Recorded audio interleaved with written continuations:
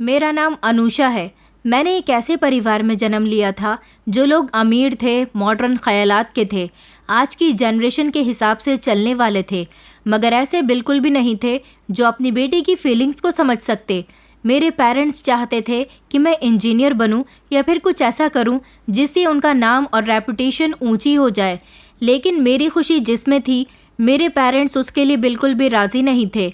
वो चाहते थे कि मैं उनके इशारों पर चलूं, वो जैसा कहें मैं वैसा करूं, मगर ऐसा नहीं हो सकता। आज के ज़माने में होते हुए भी वो सिर्फ़ और सिर्फ अपनी बेटी के लिए ही इतनी पुरानी सोच क्यों रखते थे। वो चाहते थे कि उनकी बेटी कामयाब बने, मगर उनकी मर्ज़ी के मुताबिक। अपनी मर्ज़ी से तो वो खुलकर सांस भी न ले। कुछ ऐसे पेरेंट्स होते हैं जो बच्चों पर अपनी मर्ज़ी थोप देते हैं, ये भी नहीं सोचते कि हमारा बच्चा इस चीज़ में इंटरेस्टेड भी है या नहीं।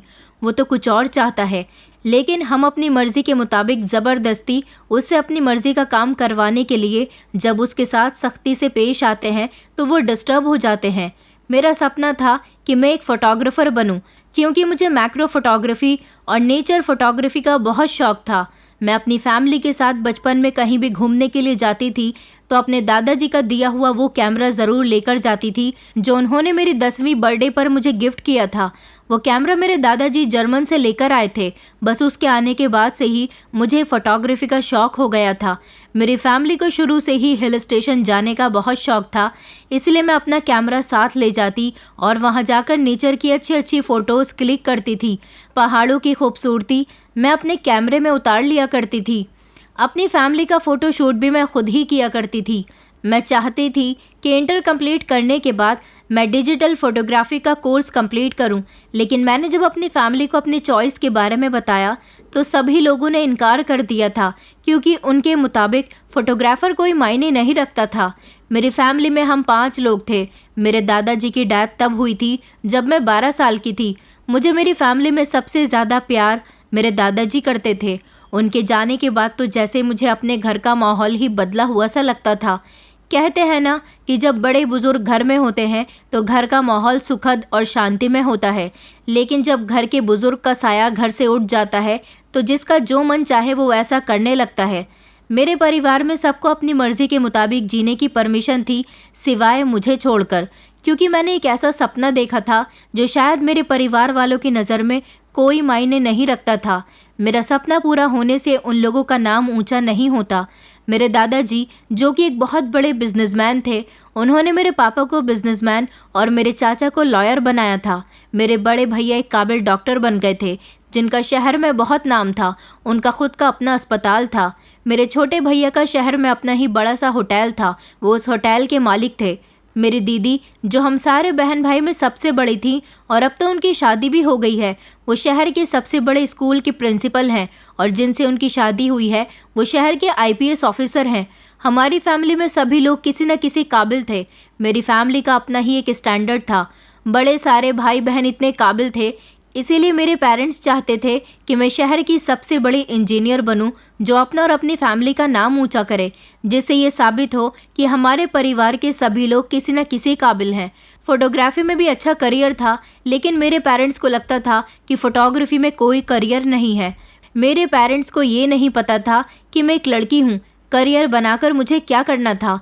मुझे तो वो लोग वैसे भी एक न एक दिन शादी करवा देते और फिर मैं अपनी ससुराल जाती, लेकिन क्या वो लोग शादी से पहले मेरा फ़ोटोग्राफ़र बनने का सपना पूरा नहीं कर सकते थे।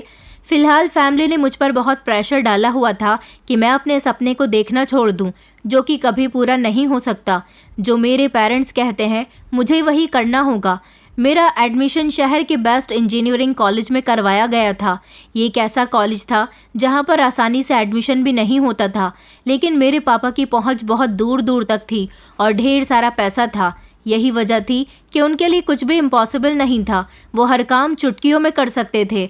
शहर के टॉप बिजनेसमैन में मेरे डैड का नाम सबसे पहले आता था। मैं कॉलेज से आती तो आते ही अपने कमरे में चली जाती थी, क्योंकि घर में मुझसे ज़्यादा कोई बात नहीं करता था। सबको शुरू से ही यही लगता था कि मैं पढ़ाई में ठीक नहीं हूँ। पढ़ाई करने का तो मुझे वैसे भी कोई शौक़ नहीं था। मेरे हाथ में ज़्यादातर मेरा कैमरा ही रहता था। कई बार तो मेरे पापा ने गुस्से में मेरा कैमरा मेरे हाथ से छीनकर अपने लॉकर में रख दिया था। ये उस समय की बात है जब मैं छोटी थी। स्कूल में टीचर्स भी मेरे पापा से शिकायत करती थी कि आपकी बेटी का पढ़ाई पर ध्यान नहीं है। शिकायत मिलने पर मेरे पापा ने मुझे बहुत डांटा था, लेकिन जब एग्ज़ाम होने के बाद मेरा रिजल्ट आया और उसमें मेरी परसेंटेज कम आई तो पापा ने मुझे बहुत डांटा था और मेरे हाथ से कैमरा छीनकर अपने लॉकर में बंद कर दिया था। कहा था कि ये कैमरा तुम्हें तब तक नहीं मिलेगा जब तक तुम पढ़ाई में ठीक नहीं हो जाओगी, क्योंकि यही कैमरा है जिसने तुम्हारा ध्यान पढ़ाई से हटा लिया है। मगर वो लोग नहीं जानते थे कि ये कोई मामूली कैमरा नहीं, बल्कि मेरे दादाजी का दिखाया हुआ वो सपना था जिसे मैं पूरा करना चाहती थी। फिलहाल बचपन से लेकर अब तक मेरे पेरेंट्स का बिहेवियर मेरे साथ ऐसा ही रहा था। मेरे दोनों भाई भी अपनी बहन को ज़्यादा टाइम नहीं दे पाते थे। दीदी तो हमारे घर ज़्यादा आती ही नहीं थी। मैं इस घर में सबसे छोटी थी, लेकिन किसी की भी लाडली नहीं थी। सब अपनी अपनी मर्जी से मुझे चलाया करते थे। कोई मुझे इंजीनियरिंग की टिप्स दिया करता तो कोई ये समझाया करता था कि अपनी पढ़ाई पर ध्यान दो, मगर मैं किस किस की बातें सुनती। माँ जिसे अपने हर बच्चे से लगाव होता है, बच्चा छोटा हो या बड़ा, अच्छा हो या बुरा, काबिल हो या नाकाबिल हो, मगर माँ के लिए तो उसकी औलाद ही होता है। माँ तो बराबर से अपने सारे बच्चों को प्यार करती है। मेरी मम्मी की आंखों पर तो शोहरत की पट्टी बंधी हुई थी, जिन्हें सिर्फ शोहरत और अपने पति का नाम और अपना स्टैंडर्ड नज़र आता था। मेरे अलावा उन्हें अपने वो बच्चे नज़र आते थे जिन्होंने अब तक उनका नाम रोशन कर दिया था। अगर कोई नज़र नहीं आता था तो वो मैं थी। उनका मानना था कि बचपन से लेकर अब तक मैंने उनका नाम डुबोया है। ना तो मैंने अपने स्कूल के किसी भी क्लास में डिवीज़न लाकर दिखाई है और ना ही कभी उन लोगों की बात को माना है, लेकिन वो नहीं जानते थे कि मैं उनके प्यार के लिए कितना तरस रही थी। मेरे पेरेंट्स का प्यार तो मेरे उन भाई बहन को मिलता था जो काबिल बन चुके थे। मेरे लिए तो इसलिए नहीं था क्योंकि मैं उनका कहना नहीं मान रही थी, उनके मुताबिक चल रही थी। वक्त इसी तरह से गुजरता गया। कॉलेज में आने के बाद भी मुझे मेरे पेरेंट्स बार बार यही कहते थे कि तुम्हारे मार्क्स बहुत अच्छे आने चाहिए, तुम्हें कॉलेज में टॉप करना है, मगर ऐसा नहीं होता था। प्रोफेसर जब पढ़ा रहे होते थे तो मेरा ध्यान पढ़ाई पर नहीं होता था, क्योंकि मेरा पढ़ाई में कोई इंटरेस्ट ही नहीं था। मेरे दिल से ही नहीं था कि मैं इंजीनियर बनूं। कॉलेज में मेरे कुछ फ्रेंड्स थे जिनके साथ मैं अपना सुख दुख बांट लिया करती थी। 2 लड़के और 3 लड़कियां और एक मैं। हम 6 लोगों का ग्रुप था। हम ज़्यादातर एक साथ ही रहा करते थे। मेरे और मेरी फैमिली के बारे में मेरे सारे ही फ्रेंड्स बहुत अच्छी तरह से जानते थे। उनको मेरे बारे में हर बात पता थी। वो लोग भी मुझे यही समझाया करते थे कि तुम्हारे पेरेंट्स बिल्कुल ठीक कहते हैं, फोटोग्राफी में कोई करियर नहीं है। फोटोग्राफर सिर्फ कैमरा लेकर इधर उधर फ़ोटो क्लिक करने की चीज़ें ढूंढता रहता है, मगर बिजनेसमैन, लॉयर, डॉक्टर, ऑफिसर बनने में तुम सच में अपनी फैमिली का नाम रोशन कर सकती हो। कभी कभी तो मैं उनकी ऐसी एडवाइस से चिढ़ जाती थी और उन लोगों को खामोश होने को कहती थी। वो लोग कहते थे कि हम तो तुम्हारी फैमिली की वजह से ही ऐसा कहते हैं, वरना हम लोग भी तुम्हारी भलाई चाहते हैं और सोचते हैं कि तुम्हारा सपना पूरा हो जाए, क्योंकि पहले ही तुम्हारे पेरेंट्स का बिहेवियर तुम्हारे साथ अच्छा नहीं रहता और अगर तुमने उनका कहना नहीं माना तो वो लोग जल्दी ही तुम्हारी शादी कर देंगे। एक तरह से मेरे फ्रेंड्स मेरी फिक्र ही करते थे। एक मेरे दोस्त ही थे जिनको मैं अपना मानती थी, बाकी तो मेरा इस दुनिया में मेरे दादाजी के अलावा कोई भी अपना नहीं था और अब तो दादाजी भी इस दुनिया में नहीं थे। मेरे पेरेंट्स ने मुझे इंजीनियरिंग का कोर्स 11th क्लास से ही करवाना शुरू कर दिया था, क्योंकि इंजीनियरिंग का कोर्स 6 साल का होता है, जिसमें 2 साल 11th और 12th के लगाए जाते हैं और उसके बाद 4 साल का कोर्स कॉलेज में कंप्लीट किया जाता है। और मेरा अभी इंजीनियरिंग का कोर्स ही चल रहा था। इसमें अभी मेरा इंटर कंप्लीट होने के बाद तीसरा साल था। पिछले 2 सालों में तो मैं कुछ नहीं कर सकी थी। मेरे पेरेंट्स चाहते थे कि इस तीसरे साल में मेरे अच्छे मार्क्स आएँ, जो कम्प्लीटली 6 साल के कोर्स में लगेंगे, तभी तो मैं अपने इस पूरे कॉलेज में टॉप करूं। लेकिन मुझे ऐसा लगता नहीं था कि ऐसा हो सकता है, क्योंकि कॉलेज आने के बाद भी मैं पढ़ाई पर ध्यान नहीं दे रही थी। मेरे फ्रेंड्स को मेरी बहुत फिक्र हो रही थी, क्योंकि हर साल हमारे 2 बार एग्ज़ाम्स होते थे और इन एग्ज़ाम्स को पास करने के लिए हमारे अच्छे मार्क्स आना बहुत ज़रूरी होता है। एक बार हमारे एग्ज़ाम हो चुके थे जिसमें मेरे मार्क्स बिल्कुल भी अच्छे नहीं आए थे। मेरी मम्मी ने मुझे इस बात पर बहुत ही डांटा था। कहा था कि तुम बहुत खुशकिस्मत हो जो शहर के बेस्ट इंजीनियरिंग कॉलेज में पढ़ाई कर रही हो। तुम्हारे कॉलेज में तो आसानी से एडमिशन भी नहीं मिलता। तुम्हारे पापा की वजह है जो आज तुम उस कॉलेज में हो, मगर तुम्हें तो इतनी भी समझ नहीं है कि तुम्हें इस कॉलेज से इंजीनियर बनकर निकलना है। मुझे तो लगता है कि तुम इंजीनियर कभी बन ही नहीं सकोगी और तुम्हारे पापा का सपना अधूरा रह जाएगा। उसके बाद पापा ने भी मुझे कुछ इसी तरह की डांट लगाई थी। सब लोगों की बातें सुनने के बाद मैं बहुत शर्मिंदा हो गई थी। अब मुझे फाइनल एग्ज़ाम्स की तैयारी करनी थी। ये मेरे तीसरे साल के फाइनल एग्ज़ाम्स होने वाले थे। मेरे पेरेंट्स ने मुझसे कहा था कि इस बार तुम्हारे मार्क्स अगर अच्छे नहीं आए तो हम तुम्हारा कॉलेज में पढ़ना बंद करवा देंगे और जल्दी ही तुम्हारी शादी कर देंगे। पढ़ना तो मैं वैसे भी नहीं चाहती थी, लेकिन मैं अपने पेरेंट्स को अच्छी तरह से जानती थी। वो लोग मुझसे मेरी आज़ादी छीन लेते, इसलिए मुझे दिखावा करने के लिए थोड़ा बहुत पढ़ना भी ज़रूरी था। ऐसा नहीं था कि मैं पढ़ाई करने की कोशिश नहीं करती थी, मैं काफ़ी कोशिश करती थी, मगर ना जाने क्यों इंजीनियरिंग मेरे दिमाग में बैठती ही नहीं थी। एग्ज़ाम्स आने वाले थे और मुझे बहुत टेंशन हो रही थी कि अब ना जाने मेरे साथ क्या होगा। मेरी एक फ्रेंड ने मुझे सजेशन दिया कि हमारे जो प्रोफेसर हैं तुम उनसे बात करो, एग्ज़ाम्स होने के बाद अगर तुम्हारे मार्क्स कम आए तो वो तुम्हारे मार्क्स बढ़ा दें। मैंने कहा कि ऐसा नहीं होता है, अगर हर कोई अपने मार्क्स बढ़वाने लगे तो सभी यहाँ से बिना मेहनत किए इंजीनियर बनकर निकलेंगे। मेरी फ्रेंड कहने लगी कि एक बार तुम्हें ट्राई करना चाहिए। मैं घर आ गई थी, मगर मैंने अपनी फ्रेंड को कोई रिएक्शन नहीं दिया था। मैं सोच रही थी कि इस बार भी मेरे मार्क्स अच्छे नहीं आएंगे और पेरेंट्स की डांट से बचने के लिए मुझे कुछ ना कुछ तो करना ही होगा। इसलिए मैं बिस्तर पर लेटी हुई यही सोच रही थी कि मुझे प्रोफेसर से रिक्वेस्ट करनी चाहिए कि वो मेरी हेल्प करें, क्योंकि कई बार मेरे प्रोफेसर मेरे पेरेंट्स को शिकायत कर चुके थे। इस बार मैंने सोचा था कि काश वो मेरे मार्क्स कम आने के बाद इस बार मेरे पेरेंट्स से मेरी शिकायत ना करें। पूरा कॉलेज जानता था कि मैं किसकी बेटी हूँ। अगले दिन जब मैं कॉलेज गई तो मुझे प्रोफेसर शुक्ला ने अपने केबिन में बुलाया था। मुझे लगा था कि इस बार भी वो मुझे पढ़ाई पर ध्यान देने की सीख देंगे, क्योंकि इससे पहले भी वो कई बार मेरे पेरेंट्स को बुलाकर मेरी शिकायत कर चुके थे और उससे पहले मुझे अपने केबिन में बुलाकर समझा चुके थे। इस बार उन्होंने मुझे अपने केबिन में मिलने के लिए बुलाया। मैंने तो सोचा था कि मैं उनसे बात कहूँगी कि वो मेरी एग्ज़ाम्स में मदद करें, अगर मेरे मार्क्स कम आए तो वो मेरे मार्क्स बढ़ा दें, मगर उन्होंने तो मुझे खुद ही बुला लिया था। मैं जब उनके केबिन में गई तो मैंने देखा कि उन्होंने मुझे बड़ी गौर से देखा था। मैं उनसे नज़रें चुराने लगी। उन्होंने मुझे अपने सामने बैठने के लिए कहा। कहने लगी, अनुषा, आपकी पढ़ाई कैसे चल रही है? मुझे उम्मीद है कि बिल्कुल भी अच्छी नहीं चल रही होगी। उनकी ऐसी बात पर अचानक मैंने उन्हें चौंक कर देखा था। वो मुझे देखकर हंसने लगे और कहने लगे कि मैं जानता हूँ कि तुम्हारी फैमिली पढ़ाई के मामले में बहुत स्ट्रिक्ट है, तुम पर बहुत सख्ती की जाती है, मगर तुम्हें इंजीनियर बनने का कोई शौक़ नहीं है। मैं तुम्हारे पूरे बैकग्राउंड के बारे में अच्छी तरह से जानता हूँ। मुझे बहुत अफसोस हुआ कि तुम इंजीनियर बनना नहीं चाहती और तुम्हारे फैमिली वाले तुम्हारे पीछे पड़ गए हैं। चलो कोई बात नहीं, मैंने सोचा है कि इस बार मैं खुद तुम्हारी हेल्प करूँगा और तुम्हें तुम्हारे पेरेंट्स की डांट से भी बचा लूँगा। मैंने कहा, सर, क्या ऐसा पॉसिबल हो सकता है? मेरी बात सुनकर वो कहने लगे कि हाँ, ऐसा बिल्कुल पॉसिबल हो सकता है, लेकिन मैं तुम्हारी हेल्प ऐसे नहीं करूँगा, तुम्हें मुझसे ट्यूशन लेना पड़ेगा। मैंने कहा, सर, क्या ट्यूशन लेना ज़रूरी है? उन्होंने कहा, हाँ, अब मैं तुम्हारी मदद इतनी आसानी से तो नहीं कर सकता ना। जब तक तुम पढ़ाई में मन नहीं लगाओगी तब तक तुम्हारे अच्छे मार्क्स नहीं आ सकते, क्योंकि अगर मैं जानबूझकर तुम्हें एग्ज़ाम्स में पास कर देता हूँ तो इस तरह उन बच्चों का क्या होगा जो मेहनत करके आगे बढ़ते हैं। तुम्हारी फैमिली ने तुम पर बहुत प्रेशर डाला हुआ है। तुम अगर इंजीनियर नहीं बनना चाहती तो कोई बात नहीं, लेकिन अपना कोर्स कंप्लीट करके कॉलेज की टॉपर बनकर अपने पेरेंट्स को इतना तो साबित कर सकती हो कि तुमने उनका सपना पूरा कर दिया। उसके बाद अगर तुम इंजीनियरिंग करना चाहती हो या नहीं चाहती हो वो तुम्हारी मर्जी है।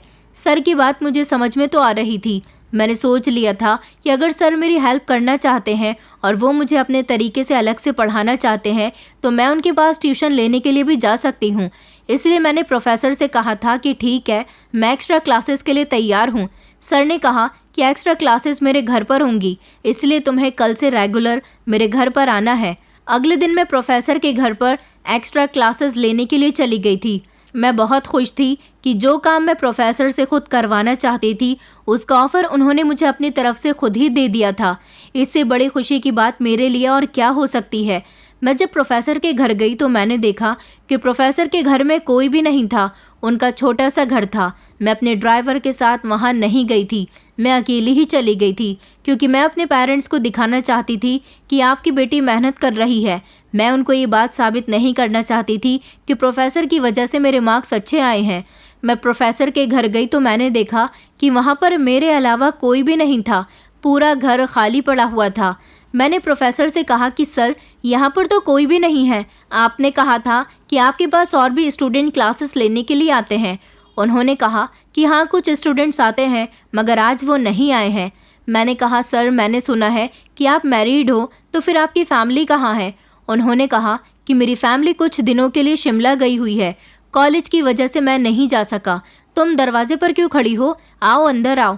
प्रोफेसर ने दरवाज़ा बंद कर लिया था और मुझे सोफे पर बैठने के लिए कहा था। मैं बैठ गई तो उन्होंने मुझसे कहा कि अनुषा, मैं तुमसे एक डील करना चाहता हूँ। उनकी बात सुनकर मैं चौंक गई और अब हैरानी भरे एक्सप्रेशन देते हुए कहने लगी, सर, किस तरह की डील? तो उन्होंने कहा कि डील ये होगी कि मैं तुम्हारी हर तरह से मदद करने के लिए तैयार हूँ। तुम्हें कुछ नहीं करना है, बस सिर्फ तुम्हें मुझे खुश कर देना है। तुम मुझे खुश करोगी, मैं तुम्हें खुश कर दूंगा। मैंने कहा लेकिन मैं आपकी बात का मतलब नहीं समझी। उन्होंने कहा कि मैं तुम्हारे बारे में सब कुछ जानता हूँ कि तुम पढ़ाई के मामले में कैसी हो, तुम्हारी फैमिली तुमसे क्या एक्सपेक्ट करती है, तो इसीलिए मैं चाहता हूँ कि तुम मेरे साथ रात गुजारो। मैं तुम्हें अच्छे मार्क्स दे दूंगा। मैं उस घटिया इंसान की बात को समझ गई थी, इसीलिए गुस्से से उठी और वहाँ से आने लगी। तभी प्रोफेसर ने दौड़कर मेरा हाथ पकड़ लिया और कहने लगा कि एक बार मेरी बात को समझने की कोशिश तो करो। मेरे अलावा तुम्हें कोई भी पास नहीं करवा सकता और तुम्हारे पेरेंट्स से मैं कई बार तुम्हारी शिकायत कर चुका हूँ। इस बार अगर मैंने तुम्हारी शिकायत मिर्च मसाला डालकर उनसे कर दी तो हो सकता है कि वो बिना कुछ सोचे समझे तुम्हारी शादी कर दें, क्योंकि इस बार तुम्हारी फैमिली का प्लान है कि जब तुमसे कुछ नहीं हो रहा तो वो तुम्हारी किसी मामूली से इंसान के साथ शादी कर देंगे।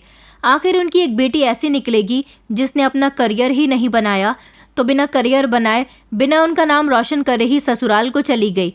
इस बात पर मैंने प्रोफेसर को पलटकर देखा था। मैंने कहा, जो आप चाहते हैं ऐसा नहीं होगा। आप मेरी इज्जत के साथ खेलना चाहते हैं। वो कहने लगा, मैं इज्जत के साथ नहीं खेलना चाहता, बल्कि तुम्हारी हेल्प करने के बदले मुझे कुछ तो चाहिए होगा ना। अब तुम्हारी मर्जी है, अगर तुम्हें पास होना है तो तुम्हें मेरी बात माननी होगी। मैं 100% तुम्हारे मार्क्स बढ़ा दूंगा, क्योंकि तुम जानती हो कि मैं तुम्हारा प्रोफेसर हूँ और मेरे हाथ में ही सब कुछ है। उसकी बात सुनकर मैं सोच में पड़ गई थी। प्रोफेसर बिल्कुल ठीक कह रहा था। इस दौरान मैंने अपनी फैमिली में सुना हुआ था कि मेरे घर वाले सोच रहे थे कि अगर अपने कोर्स के 6 साल कंप्लीट होने के बाद मैंने कॉलेज में टॉप नहीं किया तो वो लोग मेरी शादी किसी मामूली से इंसान के साथ कर देंगे, और मैं इतनी जल्दी नहीं करना चाहती थी। और फिर मेरे पेरेंट्स भी तो बार बार मेरी इंसल्ट करते रहते थे। मैंने प्रोफेसर से कहा था कि आप सच में मुझे पास करवा दोगे, मेरे मार्क्स भी ज़्यादा आएंगे। तो उन्होंने मुझे भरोसा दिलाया कि हाँ, तुम मेरी बात मान जाओगी तो ऐसा ही होगा। मैं इस तरह प्रोफेसर की बातों में आ गई थी और उसी समय प्रोफेसर मुझे कमरे में ले गया और वहाँ जाने के बाद उसने मेरी इज्जत ख़राब कर दी थी। मार्क्स बढ़ाने के लिए और अपने पेरेंट्स के डर से मैंने ये काम कर लिया था। मुझे उस दिन रोना तो बहुत आया था, मगर मैं क्या कर सकती थी। इस तरह हर दूसरे तीसरे दिन प्रोफेसर मुझे कभी अपने घर बुलाता तो कभी किसी होटल में बुलाता था और वहाँ पर वो मेरी इज्जत के साथ खेलता था। ऐसा सब होने से मैं बहुत परेशान हो रही थी। इसी तरह कई दिन गुजर गए और एग्ज़ाम्स भी हो गए थे। एग्ज़ाम्स के बाद जब मेरे रिज़ल्ट के बारे में मुझे पता चला तो मेरे पैरों तले से ज़मीन निकल गई थी, क्योंकि इस बार तो मेरे मार्क्स पहले से भी कम आए थे। ये सब देखकर तो मुझे बहुत गुस्सा आया था और मैं गुस्से से ही प्रोफेसर के पास गई और उनसे कहा कि आपने तो मुझसे कहा था अगर मैं आपकी बात मान लूँगी तो आप मेरे मार्क्स बढ़ा देंगे, लेकिन आपने तो ऐसा कुछ भी नहीं किया। प्रोफेसर कहने लगा कि अगली बार से मैं तुम्हारे मार्क्स ज़रूर बढ़ा दूंगा, लेकिन उसके लिए तुम्हें मुझे और ज़्यादा खुश करना होगा। मैंने कहा, अब मैं क्या करूं? इतना सब कुछ तो तुम कर चुके हो, क्या वो तुम्हारे लिए काफ़ी नहीं है? वो कहने लगा, अब मुझे पैसों की ज़रूरत है। तुम एक अमीर बाप की बेटी हो, इसलिए तुम्हारे घर में पैसा भी बहुत होगा। मुझे 50 लाख रुपए की ज़रूरत है। अगर तुम ऐसा कर दो तो अगले एग्ज़ाम्स में तुम्हारे मार्क्स बहुत अच्छे आएंगे। मैं तुम्हें भरोसा दिलाता हूँ। मैंने कहा, लेकिन प्रोफेसर, आपने तो कहा था कि अगर इस बार मैं आपका कहना मान लूँगी तो आप मेरे मार्क्स बढ़ा दोगे, मेरी मदद करोगे। प्रोफेसर हंसते हुए कहने लगा, इस बार तुम्हारे मार्क्स बढ़ाने का मेरा मूड नहीं था, इसलिए मैंने ऐसा किया, लेकिन अगर तुम मुझे मेरी मुँह मांगी कीमत लाकर दे दोगी तो तुम जैसा कहोगी वैसा ही होगा। तुम्हारे पास 2 दिन का टाइम है। अगर मुझे पैसे लाकर देती हो तो तुम्हारा फ़ायदा होगा, और अगर नहीं लाकर दिए तो मैं तुम्हारे पेरेंट्स को तुम्हारे मार्क्स के बारे में खुद बताऊंगा। मुझे इस प्रोफेसर पर बहुत गुस्सा आया था। मैं घर आई तो गहरी सोच में पड़ गई थी कि मैं क्या करूं, इसे किस तरह से पैसे दूं। फिर मैंने अपनी डायमंड की रिंग उतार कर उसे दे दी, जिसकी कीमत 70 लाख रुपए थी। मैं उसे अपने बैंक अकाउंट से निकालकर इतने पैसे नहीं दे सकती थी, क्योंकि इस बारे में मेरे पापा को पता चल जाता तो वो मुझसे सवाल करते कि मैंने इतने ढेर सारे पैसे कहाँ वेस्ट किए। इस तरह वो प्रोफेसर खामोश हो गया था, लेकिन जब उसने अभी भी मेरी इज्जत खराब करना बंद नहीं किया था। फिर मेरे पेरेंट्स को जब मेरे मार्क्स के बारे में पता चला तो मम्मी ने मुझे धमकी दे दी थी कि तुम्हारे पास अपनी पढ़ाई पूरी करने के 2.5 साल हैं, अगर इस दौरान तुमने पढ़ाई पर ध्यान नहीं दिया तो हम तुम्हारी शादी करवा देंगे। मैंने अपने पेरेंट्स को बहुत समझाने की कोशिश की थी कि मैं एक इंजीनियर नहीं बनना चाहती। आप लोगों को समझ क्यों नहीं आता, मैं एक फोटोग्राफर बनना चाहती हूँ, मगर मेरी बात किसी को भी समझ नहीं आती थी। इस दौरान मैं दिन ब दिन चिड़चिड़ी होती जा रही थी, क्योंकि हर दूसरे तीसरे दिन प्रोफेसर मुझे ब्लैकमेल करता था। मैं उसे पैसे दे देकर तंग आ चुकी थी। कभी वो मुझसे 10 लाख रुपए मांगता तो कभी मुझसे 20 लाख रुपए की डिमांड करता था। इतनी बड़ी बड़ी रकम मैं उसे चोरी चुपके दिया करती थी। मेरे पास जितनी भी कीमती चीज़ें थीं वो सब खत्म हो चुकी थी। मैं धीरे धीरे मेंटली डिस्टर्ब होती गई। वो प्रोफेसर जब मुझे छूता था तो मुझे घिन महसूस होती थी, क्योंकि ये सब मेरे पेरेंट्स की वजह से हो रहा था। इसलिए मैंने अब अपने घर पर देर से जाना शुरू कर दिया था। कॉलेज से आने के बाद प्रोफेसर मुझे मिलने के लिए बुलाता था, और जब मैं उससे मिलकर आती थी तो मैं पास के ही पार्क में चली जाती थी। वहाँ पर कुछ देर अकेले रहकर मुझे बहुत सुकून मिलता था, क्योंकि वहाँ पर मुझे कोई डिस्टर्ब करने वाला नहीं होता था। अब मैं धीरे धीरे इतनी चिड़चिड़ी होती जा रही थी कि मैं कॉलेज में अपने फ्रेंड से भी कोई बात नहीं करती थी। जब जब प्रोफेसर हमें पढ़ाने के लिए आते थे मेरा शरीर कांपता था। न जाने क्यों मुझे अब इस प्रोफेसर से डर लगने लगा था, क्योंकि हर 10-15 दिन बाद ये मुझे ब्लैकमेल करता था, मुझसे पैसे मांगता था और मेरी इज्जत के साथ खेलता था। मैं इतनी परेशान रहने लगी थी कि मुझे लोगों की मौजूदगी बुरी लगने लगी थी। मुझसे बात करने वाला इंसान मुझे अपना दुश्मन नजर आता था। मैं हर किसी से चिढ़कर बात करती थी। घर पर जाती तो मम्मी हमेशा मुझे यही बात बताया करती थी कि तुम्हारे पापा के सिर्फ एक कॉल की वजह से तुम्हें यहाँ पर एडमिशन मिला, वरना इस कॉलेज में एडमिशन पाने के लिए लोग न जाने कितने सोर्स लगाते हैं। मैं अपनी फैमिली की ऐसी बातों से बहुत तंग आ गई थी। कोई ये नहीं सोच रहा था कि मेरी दिमागी हालत कैसी है, मैं किस परेशानी से और किस तकलीफ से गुजर रही हूँ। मगर प्रोफेसर की सारी डिमांड्स पूरी करने के बाद मुझे ये तसल्ली थी कि अब की बार मेरे मार्क्स अच्छे आएंगे। मुझसे मेरे फ्रेंड्स बार बार पूछते थे कि तुम क्यों परेशान हो, तो मैं उन लोगों को इतने गुस्से में जवाब देती थी कि दोबारा उनकी मुझसे बात करने की हिम्मत ही नहीं होती थी। मेरे सारे फ्रेंड्स गहरी सोच में पड़े हुए थे कि इस बार मुझे ना जाने क्या हो गया है, मैं उनके साथ ऐसा क्यों कर रही हूँ, क्योंकि अब से पहले मैंने ऐसा कुछ भी नहीं किया था। कुछ समय गुजरा तो फिर से एग्जाम्स आए। मुझे पता चला कि इस बार भी प्रोफेसर ने मेरे मार्क्स नहीं बढ़ाए। मैं फिर से प्रोफेसर से मिलने गई और इस बार मैंने प्रोफेसर का गिरेबान पकड़ लिया था और उससे कहने लगी थी कि तुम कितने घटिया इंसान हो, आखिर तुम कब तक मुझे बेवकूफ़ बनाते रहोगे। तुम इस बात का फ़ायदा उठा रहे हो कि मेरी फैमिली बहुत स्ट्रिक्ट है, इसका मतलब ये नहीं है कि तुम मेरे साथ जो चाहे कर लोगे। प्रोफेसर कहने लगा कि तुम नाराज़ नहीं हो, मैं अगली बार तुम्हारे नंबर ज़रूर बढ़ा दूंगा। हाँ, अगर तुमने मेरी बात नहीं मानी और तुमने मुझे पैसे देना बंद किया या फिर तुमने मुझसे मिलने आना बंद किया तो मैं तुम्हें फेल भी कर सकता हूँ, और फिर तुम जानती हो कि तुम्हारे पेरेंट्स तुम्हारे साथ क्या करेंगे। जब वो ये बात कहता था तो मैं सहम कर रह जाती थी। खामोश होने के अलावा मेरे पास कोई दूसरा रास्ता नहीं था। मेरे फ्रेंड भी मेरे लिए परेशान थे। वो मुझसे कहते थे अगर कोई बात है तो मैं उनको क्यों नहीं बता रही हूँ। मैंने उनको इसलिए कुछ भी नहीं बताया था क्योंकि मैंने प्रोफेसर की बातों में आकर बहुत बड़ी गलती की थी। मैं नहीं चाहती थी कि मेरी ये गलती मेरे फ्रेंड्स के सामने आए। लेकिन जब एक दिन मैं इन सारे हालात से तंग आकर कॉलेज में एक तरफ बैठी हुई बहुत रो रही थी, तब मेरे फ्रेंड्स ने मुझसे पूछा कि अगर तुमने हमें नहीं बताया कि तुम क्यों परेशान हो तो हम तुमसे अपनी फ्रेंडशिप ख़त्म कर देंगे। तुम तो हमसे अपनी हर बात शेयर किया करती थी, अब तो तुमने हमसे बात करना भी बंद कर दिया। न जाने तुम्हें क्या हो गया है। उन्होंने मुझसे बहुत तसल्ली के साथ पूछा था और कहा था कि अगर कोई बड़ी परेशानी की बात है तो हम लोगों से जितना हो सकेगा हम तुम्हारी मदद करेंगे, लेकिन उसके लिए तुम्हें हमें सब कुछ बताना होगा। जब उन्होंने मुझे मदद का सहारा दिया तो मेरी आंखों में आंसू आ गए थे और फिर मैंने इमोशनल होकर उनको पूरी बात बता दी थी। मेरी बात सुनकर किसी ने भी मुझे ब्लेम नहीं दिया था, बल्कि सबने यही कहा था कि उस प्रोफेसर ने तुम्हारे साथ बहुत गलत किया, उसको उसके किए की सज़ा ज़रूर मिलनी चाहिए। उसकी सारी सच्चाई हमें लोगों के सामने लानी चाहिए। मैंने कहा था कि उसकी सारी सच्चाई सबके सामने कैसे आ सकती है। फिर मेरे एक फ्रेंड ने मुझे आइडिया दिया। उसने कहा, अनुषा, तुम कब से इतनी बेवकूफ़ हो गई हो? तुम तो बहुत समझदार लड़की हो, तुम्हें आवाज़ उठानी होगी, तुम्हें इंसाफ लेना होगा, और इस सब में तुम्हारी वही चीज़ मदद कर सकती है जो तुम्हारा पैशन है। मैं अपने दोस्त की बात को समझ नहीं पाई थी। फिर उसने मुझे एक ऐसा प्लान बताया जिसने मेरे होश उड़ा दिए थे। प्रोफेसर हर बार मुझे बेवकूफ़ बना रहा था ताकि मैं उससे मिलती रहूं और उसे पैसे देती रहूं, वो मेरा फ़ायदा उठाता रहे। उसका मकसद यही था कि अगर उसने मेरा काम कर दिया तो फिर मैं उसके पास दोबारा नहीं जाऊंगी और ना ही उसे पैसे दूंगी। इसलिए वो हर बार मेरे मार्क्स नहीं बढ़ाता था, बल्कि पहले से और ज़्यादा कम कर दिया करता था। अब तो मैंने सोच लिया था कि बात मेरी इज्जत पर आ गई है। अब चाहे जो हो, मेरे पेरेंट्स मेरे लिए कोई भी डिसीजन ले, वो चाहे तो मेरी शादी करवा दें या चाहे तो मुझसे सारे संबंध ख़त्म कर दें। इंजीनियर बनने के चक्कर में मैंने अपनी इज्जत को भी दांव पर लगा दिया था। मैं अब हरगिज़ भी किसी की बात नहीं मानूंगी और प्रोफेसर की सच्चाई लोगों के सामने लाकर रहूंगी। इसीलिए मैंने अपने फ्रेंड्स के प्लान को सक्सेस करने के लिए और प्रोफेसर को पकड़वाने के लिए वो कदम उठाया था जो मुझे काफ़ी समय पहले उठा लेना चाहिए था। शायद ऐसा करने से मैं इतनी परेशान न होती जितनी हो चुकी थी। इस बार जब उसने मेरे मार्क्स नहीं बढ़ाए तो मैं प्रोफेसर से बात करने के लिए उसके केबिन में गई थी। वहां जाने के बाद मैंने प्रोफेसर से कहा कि आपने मेरे साथ बहुत गलत किया, आपको इसके किए की सज़ा मिलकर रहेगी। मैं अब आपकी कोई बात नहीं मानूंगी। प्रोफेसर कहने लगा कि बात तो तुम्हें मेरी माननी पड़ेगी, वरना मैं तुम्हारे पेरेंट्स को तुम्हारी ऐसी ऐसी बातें बताऊंगा कि वो लोग तुम्हें अपनी बेटी मानने से भी इनकार कर देंगे।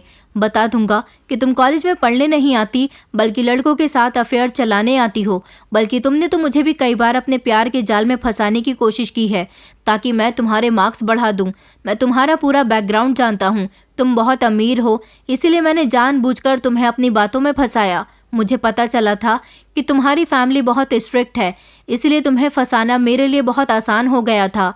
मैंने सोचा मैं तुमसे खूब सारे पैसे वसूलूंगा, लेकिन फिर मैंने सोचा कि उसके साथ साथ मुझे तुम्हारा फ़ायदा भी उठा लेना चाहिए, क्योंकि मेरी नीयत तुम पर ख़राब हो चुकी थी।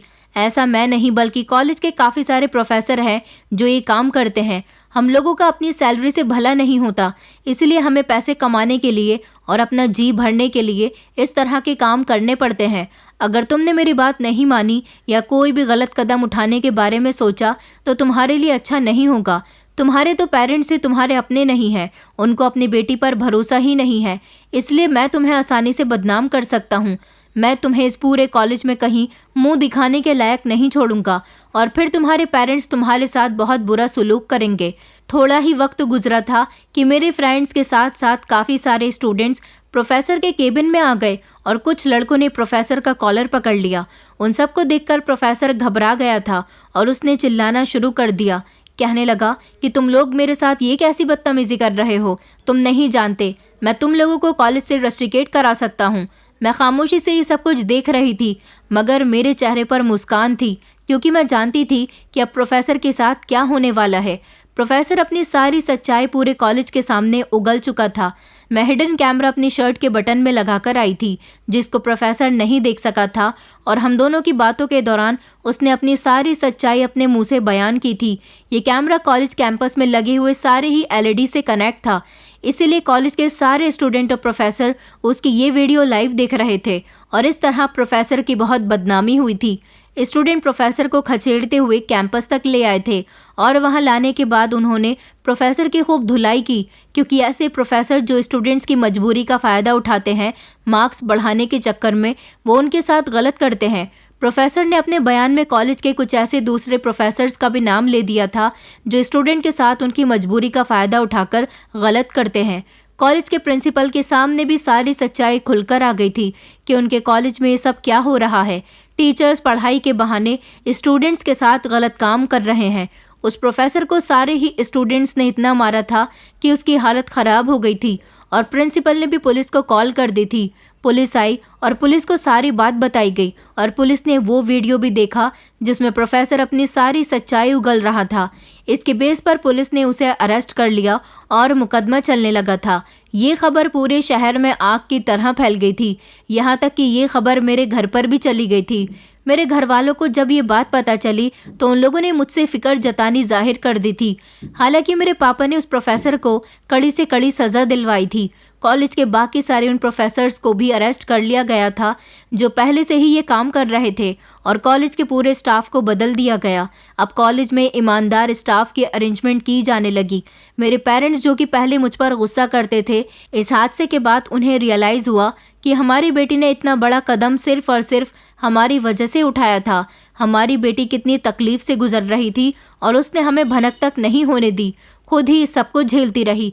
उन्होंने मुझसे पूछा कि इतना सब कुछ हो गया और तुमने हमें क्यों नहीं बताया, हम तुम्हारी मदद कर देते। मैंने अपने पेरेंट्स से कहा था कि मुझे आप लोगों की मदद की कोई ज़रूरत नहीं, क्योंकि इस सब के ज़िम्मेदार आप लोग हैं। अगर मैं इंजीनियर नहीं बनना चाहती तो आप लोगों ने ज़बरदस्ती मुझे इंजीनियर बनाने के लिए कभी मेरी शिकायत प्रोफेसर से सुनी तो कभी मेरी शिकायत प्रोफेसर को लगाई। प्रोफेसर ने इसी बात का फ़ायदा उठाया। उसने सोचा कि इसके फैमिली वाले इतने स्ट्रिक्ट हैं तो मैं इसका भी फ़ायदा उठा लेता हूँ। आपने ये नहीं सोचा कि आपकी बेटी क्या चाहती है। हमेशा आप लोगों ने अपने बारे में, अपनी रेपुटेशन के बारे में ही सोचा। ये सब कुछ आपकी वजह से हुआ। मैंने सोच लिया था कि मैं अपना घर परिवार छोड़कर जा रही हूँ। मेरे घर वाले मेरी बात सुनकर दंग रह गए थे। उन्हें लगता था कि मैं इस बार भी उनकी बातों में आ जाऊंगी, मगर अब मेरा दिल उन लोगों से बोर हो चुका था। मैं उन लोगों के साथ अब और नहीं रह सकती थी जो मुझे अपनी मर्जी के मुताबिक चलाना चाहते हों। उनकी वजह से तो इतना सब कुछ हो गया था। मैं अपने फ्रेंड्स की आज भी इतनी शुक्रगुजार हूँ जिन्होंने मेरा इतना साथ दिया, जिन्होंने प्लानिंग के मुताबिक इस प्रोफेसर को पकड़वा लिया था। ये आइडिया मुझे क्यों नहीं आया? कहते हैं ना कि दोस्त ही दोस्त के काम आते हैं। मैंने अपने सामान की पैकिंग करना शुरू कर दी थी और मैं घर छोड़कर जा रही थी। मुझे लगा था कि मैंने अपने पेरेंट्स का इंजीनियर बनने का सपना पूरा नहीं किया, इसलिए वो लोग गुस्सा होंगे और मुझे मेरे घर से जाने देंगे। लेकिन उन लोगों के दिल में इस बात का एहसास हो गया था कि उनकी बेटी कितनी तकलीफ से गुजर रही थी और वो प्रोफेसर ना जाने कितने समय से उनकी बेटी को ब्लैकमेल कर रहा था। ऐसा सिर्फ उनकी वजह से हुआ था। मेरे पेरेंट्स और मेरे भाइयों को इस बात का एहसास हुआ तो उन लोगों ने मुझसे माफ़ी मांगी थी, मगर मैं उन लोगों को माफ़ करने वाली नहीं थी। लेकिन जब मेरी मम्मी ने मुझे अपनी ममता का वास्ता दिया तो फिर मुझे उनको माफ़ करना पड़ गया था। उनको लगता था कि अगर मैं घर से चली गई तो मेरे साथ इससे भी कहीं ज़्यादा बुरा हो सकता है, क्योंकि एक बार मेरे साथ बुरा हो चुका है। और जब लोगों को ये पता चलेगा कि बेटी घर से बेघर हो गई तो लोग और ज़्यादा फ़ायदा उठाएंगे। मेरे पेरेंट्स को पुलिस ने भी इस बात का एहसास दिलाया था कि अगर आप लोग अपनी बेटी का साथ देते, अगर अपनी बेटी की खुशी में खुश रहते, तो शायद आपकी बेटी प्रोफेसर की बातों में ना आती। मेरे पेरेंट्स ने अपनी सोच बदल ली। उन्हें अपनी गलती का एहसास हो गया था और उन्होंने समझ लिया था कि अगर कोई बच्चा अपनी मर्जी के मुताबिक कोई काम करता है तो उसे करने देना चाहिए। हमें उसके साथ ज़ोर ज़बरदस्ती नहीं करनी चाहिए, क्योंकि इंसान जो भी काम करता है वो अपने दिल से करता है, और अगर किसी काम को करने के लिए उसका दिल ही ना माने तो फिर वो काम कभी भी सक्सेस नहीं बैठता। आज इस बात को काफ़ी समय हो गया, पर आज मैं एक कामयाब फोटोग्राफ़र हूँ। उस हादसे के बाद से मेरे पेरेंट्स ने कभी मुझ पर किसी भी चीज़ की रोक टोक नहीं की और फिर वो लोग मुझसे प्यार भी करने लगे। मेरी वजह से हमारे कॉलेज के ऐसे प्रोफेसर की हकीकत भी सामने आ गई थी जो न जाने कब से स्टूडेंट्स के साथ गलत कर रहे थे। कुछ ऐसे स्टूडेंट्स भी थे जो उनकी हैरेसमेंट का शिकार हो रहे थे। जब मेरा केस खुलकर आया तो उन लोगों ने भी अपने बयान दिए थे। हमारे कॉलेज की बदनामी तो बहुत हुई थी, लेकिन इस बदनामी को दूर करने के लिए कॉलेज को रिन्यू कर दिया गया था और फिर वक्त के साथ साथ सब कुछ ठीक होता चला गया। फिर मेरे पेरेंट्स ने खुद ही मुझे फ़ोटोग्राफी का कोर्स करवाया और आज मैं एक बड़ी और काबिल फ़ोटोग्राफ़र हूँ। शहर में मेरा नाम है। मेरे पेरेंट्स को लगता था कि मैं कोई ऐसा वैसा काम करूँगी जिससे उनका नाम नहीं होगा, लेकिन फ़ोटोग्राफ़र बनने से भी मेरा काफ़ी नाम है और मेरे पेरेंट्स मुझ पर गर्व महसूस करते हैं। दोस्तों, उम्मीद करती हूँ आपको हमारी कहानी पसंद आई होगी। कहानी पसंद आई है तो वीडियो को लाइक करें, चैनल पर नए हैं तो चैनल को सब्सक्राइब करें और हाँ, नोटिफिकेशन बेल को ज़रूर दबाएं ताकि अगली अपडेट सबसे पहले आपको मिले।